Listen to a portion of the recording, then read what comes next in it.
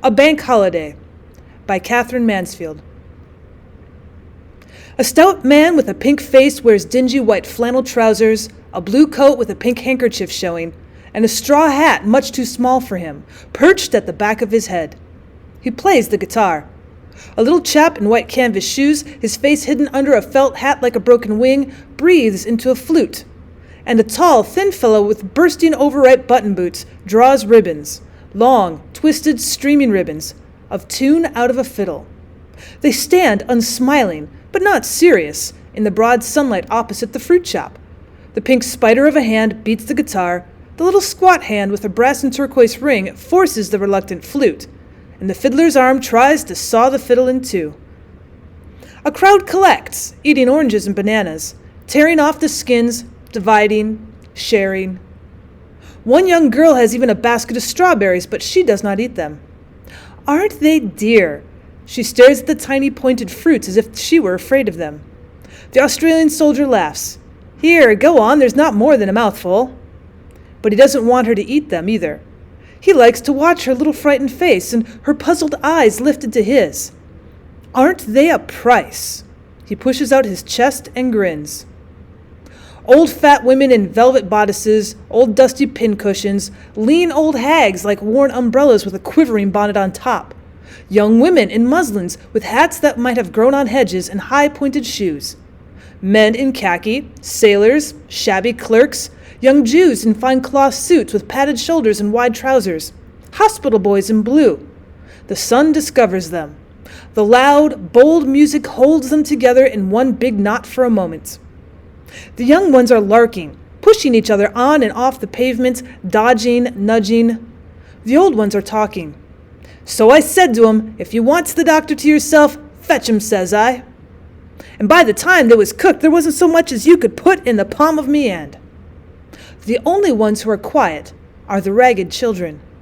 They stand as close up to the musicians as they can get, their hands behind their backs and their eyes big. Occasionally a leg hops, an arm wags. A tiny staggerer, overcome, turns round twice, sits down solemn, and then gets up again. Ain't it lovely? Whispers a small girl behind her hand. And the music breaks into bright pieces and joins together again, and again breaks and is dissolved, and the crowd scatters, moving slowly up the hill. At the corner of the road, the stalls begin. Ticklers, tuppence a tickler. Ooh, I'll have a tickler. Tickle 'em up, boys. Little soft brooms on wire handles. They are eagerly bought by the soldiers. Buy a gollywog, tuppence a gollywog. Buy a jumping donkey, all alive-o. Superior chewing gum. Buy something to do, boys. Buy a rose. Give her a rose, boy. Roses, lady? Feathers, feathers. They are hard to resist. Lovely streaming feathers, emerald green, scarlet, bright blue, canary yellow. Even the babies wear feathers threaded through their bonnets. And an old woman in a three-cornered paper hat cries as if it were her final parted advice, the only way of saving yourself or of bringing him to his senses. Buy a three-cornered hat, my dear, and put it on. It is a flying day, half sun, half wind. When the sun goes in, a shadow flies over. When it comes out again, it is fiery. The men and women feel it burning their backs, their breasts and their arms, and they feel their bodies expanding, coming alive, so that they make large, embracing gestures, lift up their arms for nothing, swoop down on a girl, and blurt into laughter. Lemonade! A whole tank of it stands on a table covered with a cloth, and lemons like blunted fishes blob in the yellow water. It looks solid like a jelly in the thick glasses. Why can't they drink it without spilling it? Everybody spills it, and before the glass is handed back, the last drops are thrown in a ring. Round the ice cream cart with its striped awning and bright brass cover, the children cluster. Little tongues lick around the cream trumpets and round the squares. The cover is lifted. The wooden spoon plunges in. One shuts one's eyes to feel it and silently scrunching. Let these little birds tell you your future.